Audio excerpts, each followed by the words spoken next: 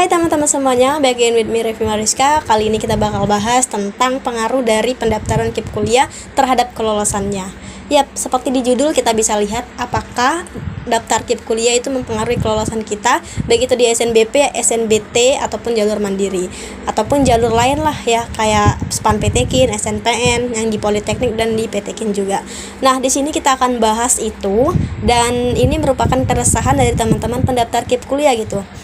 Kayak takut, khawatir terhadap pendaftaran KIP kuliah apabila ini benar mempengaruhi kelolosan gitu. Nah, aku bakal bahas mulai dari awal. Aku akan bahas mulai dari KIP kuliahnya terlebih dahulu, teman-teman. Nah, perlu teman-teman ketahui bahwa KIP kuliah itu merupakan beasiswa. Beasiswa untuk apa? Beasiswa untuk mahasiswa, calon mahasiswa dalam kategori miskin atau rentan miskin tapi memiliki prestasi akademik yang baik, teman-teman. Dan kuncinya sederhananya adalah beasiswa untuk calon mahasiswa baru gitu selama mereka kuliah selama 4 tahun atau 8 semester, teman-teman. Nah, disitulah peran KIP kuliah adalah memberikan biaya pendidikan dan biaya hidup untuk mereka yang mendapatkan atau menjadi peserta KIP kuliah tahun 2024 ataupun tahun-tahun sebelumnya. Seringkali jalur masuk ini dikaitkan dengan KIP kuliah. Ada yang mengatakan atau ada yang timbul diksi, kamu jalur apa, jalur KIP gitu. Padahal KIP kuliah ini bukan jalur, tetapi beasiswa yang diberikan. Tidak ada istilah aku masuk jalur KIP kuliah gitu, nggak ada. Semuanya itu ada jalurnya masing-masing. KIP kuliah itu merupakan beasiswa, ingat, beasiswa yang diberikan pemerintah. Nah, jalur masuk itu apa? Jalur masuk ada SNBT, ada SNBP, teman-teman. Ada SNBT untuk yang tes, SNBP untuk yang prestasi atau tanpa tes atau melalui jalur raport. Nah, peran keduanya itu juga beda. KIP kuliah itu perannya untuk memberikan biaya pendidikan dan biaya hidup yang diberikan pemerintah. Lalu jalur masuk itu SNBT dan SNBP, yang mana tempat jalur kita masuk bukan berarti yang KIP kuliah itu lolos melalui jalur KIP kuliah. Itu enggak, itu salah. Nah, di sini apa perbedaan yang paling menonjol daripada KIP kuliah dan jalur masuknya? Adalah di mana letak daripada siapa panitia yang menentukan kelolosannya. Nah, kita analisis dua keterkaitan tersebut. Jalur masuk sama KIP kuliah. Kalau jalur masuk kita kenal SNBP, SNBT, jalur mandiri. Kalau SNBT, SNBP kita kenal yang namanya SNPMB, Seleksi Nasional Penerimaan Mahasiswa Baru, SNPMB, teman-teman. Yang dulu namanya LTMPT, Lembaga Tes Masuk Perguruan Tinggi. Nah, itu merupakan panitia penyelenggaranya, teman-teman. Jadi mereka yang mengadakan seleksi masuk ini, yang mana seleksi masuk ini adalah seleksi yang terpusat.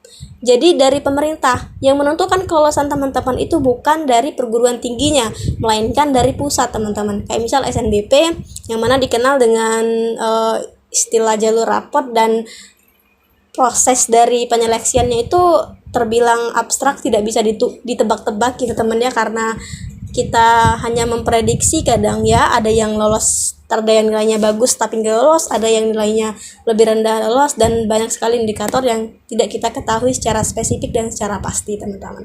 Nah, sama seperti SNBT, pemerintah juga. SNBT itu kan melalui yang namanya tes UTBK, ujian tertulis berbasis komputer, yang mana kita akan mendapatkan skor UTBK. SNBT ini lebih terbuka karena kita mendapatkan sertifikat ujian tulis berbasis komputernya, UTBK-nya, dan di situ kita mendapatkan skor, lalu kita bisa membandingkan, oh ternyata memang iya skorku lebih rendah dibanding dengan dia, pantas saja dia lolos gitu, teman-teman. Dan SNBT juga ditentukan oleh pihak pusat penyelenggaranya tadi, bukan dari perguruan tinggi. Itu yang menjadi kuncinya. Lalu yang kedua, KIP kuliah. Siapa yang menentukan KIP kuliah? Nah, ini perlu teman-teman ketahui juga bahwa pengumuman KIP kuliah itu bukan pada saat pengumuman jalur masuknya. Misal teman-teman masuk SNBP, lalu teman-teman mendaftarkan KIP kuliah, lalu situlah pengumuman KIP kuliah. Tidak, teman-teman. Jadi pengumuman KIP kuliah ketika teman-teman sudah sah diterima menjadi mahasiswa di salah satu perguruan tinggi. Jadi misal nih, aku kemarin itu diterima di Universitas Sriwijaya. Aku sebagai mahasiswa calon penerima KIP kuliah. Artinya apa? Itu belum lolos. Kapan pengumumannya? Pada saat aku berkuliah di Universitas Sriwijaya itu akan ada pengumumannya. Lalu siapa yang menentukannya? Yang menentukannya adalah pihak perguruan tinggi atau yang dikeluarkan melalui SK rektornya. Nah, SK rektor itulah yang menentukan teman-teman lolos atau enggaknya gitu, teman-teman. Aku kemarin ada kuliah dulu. Jadi kuliah dulu itu belum membayar biaya registrasi atau biaya UKT semester pertama, itu belum dulu. Lalu ketika pengumuman KIP kuliah barulah ternyata aku dinyatakan lolos, dan alhamdulillah nggak bayar dari awal gitu teman-teman. Jadi kayak itu ditanggung oleh pemerintah. Nah itulah yang membedakannya kalau KIP kuliah tadi dari perguruan tingginya SK Rektor, kalau dari jalur masuknya tadi itu dari pusatnya gitu teman-teman. Nah kedua hal tersebut tentu sudah kita pandang dan kita lihat itu berbeda. Lalu bagaimana muncullah diksi yang mengatakan bahwa yang mendaftar atau calon penerima KIP kuliah itu mempengaruhi kelolosan gitu. Artinya sederhananya kalau daftar KIP kuliah itu besar banget gagalnya gitu, karena dianggap bahwa ini anak, karena perguruan tinggi menganggap ini anak KIP kuliah nggak usah dilolosin, dia kuliah gratisan. Enggak teman-teman, karena seperti yang udah aku jelasin bahwa teman-teman walaupun KIP kuliah, perguruan tingginya tetap mendapatkan uang dari uang UKT teman-teman, dari setiap individu yang ada, setiap mahasiswa yang di kampus tersebut, warga perguruan tingginya tetap dapat teman-teman. Yang membayar kita siapa? Dari pemerintahnya. Kalau kita lihat di KIP kuliah itu ada kan biaya pendidikan sama biaya hidup. Nah biaya pendidikan itu adalah UKT, di mana kita menentukan bahwa perguruan tinggi menentukan UKT aku sebesar 3 juta misalnya. Aku nggak bayar, tapi pemerintah yang menyalurkan langsung ke perguruan tinggi aku. Artinya apa? Artinya perguruan tinggi itu tetap mendapatkan uang dari individu, dan diksi tersebut tidak dapat dianggap benar teman-teman. Artinya itu hanyalah asumsi belaka yang mana membuat kekhawatiran teman-teman dan akhirnya ragu untuk mendaftar KIP kuliah. Jadi nggak mempengaruhi kelolosan teman-teman. Sok didaftarkan aja kalau memang sebenarnya teman-teman layak untuk mendapatkan KIP kuliah. Segitu dulu dari aku. Jangan lupa like, comment, dan subscribe, dan bye-bye. Tambahan sedikit ya teman-teman, ngomongin tentang kelolosan atau ketidaklolosan KIP kuliah tadi kan itu ada pada ketika teman-teman itu sudah berada di salah satu universitas atau udah lolos nih. Kalau nggak lolos gimana nih kak? Kalau nggak lolos KIP kuliah artinya teman-teman kalau nggak lolos di perguruan tingginya artinya teman-teman ya udah KIP kuliahnya juga tidak bisa dilanjutkan, karena yang menentukan tadi siapa? Perguruan tingginya teman-teman.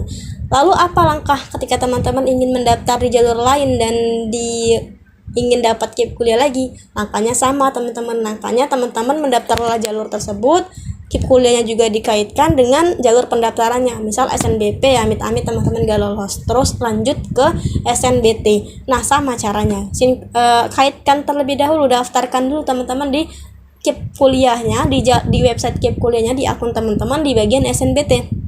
Lalu teman-teman langsung masuk ke websitenya SNBT ketika mau mendaftar, dan verifikasi bahwa teman-teman peserta KIP kuliah teman-teman. Nanti struktur prosedurnya bakal ada teman-teman, gak terlalu ribet dan ya belajar gitu teman-teman.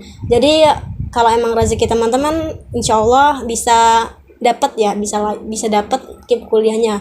Kalaupun memang teman-teman belum rezekinya, masih banyak beasiswa lain yang juga harus teman-teman perjuangkan, seperti dari Bank BI itu lumayan besar juga, hampir sama kayak KIP kuliah, bahkan lebih besar dari wilayah 1 dan wilayah 2. Dan juga ada Smart Scholarship ya, walaupun itu berjalan selama 2 semester ya, tapi sok daftar. Ada juga yang dari PLN, teman-teman bisa juga daftar di sana.